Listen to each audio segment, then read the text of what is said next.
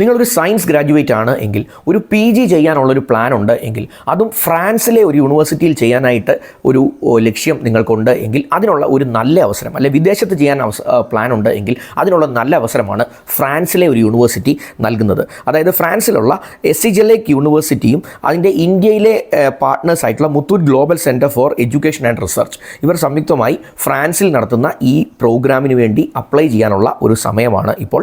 Masters പ്രോഗ്രാംസിന് apply ചെയ്യാനുള്ള സമയമാണ് ഇപ്പോൾ. 2 പ്രോഗ്രാംസാണ് ഇവർ ഓഫർ ചെയ്യുന്നത്.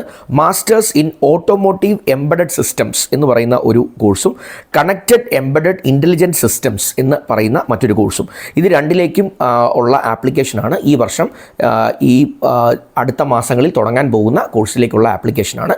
അത് ജൂൺ മാസം 30 2025 ജൂൺ 30 വരെ നിങ്ങൾക്ക് അപ്ലൈ ചെയ്യാനുള്ള സാഹചര്യമുണ്ട്. ഇതിനകത്ത് ചിലവ് വരുന്നത് എല്ലാം ഉൾപ്പെടെ, ഓൾ ഇൻക്ലൂസീവ്, എല്ലാ ചിലവും താമസവും ഭക്ഷണവും കാര്യങ്ങളും എല്ലാം ഉൾപ്പെടെ ഒരു 14 ലക്ഷം രൂപയുടെ പ്രോജക്റ്റായിട്ടാണ് ഈ PG നിങ്ങൾക്ക് ചെയ്യാൻ പറ്റുക.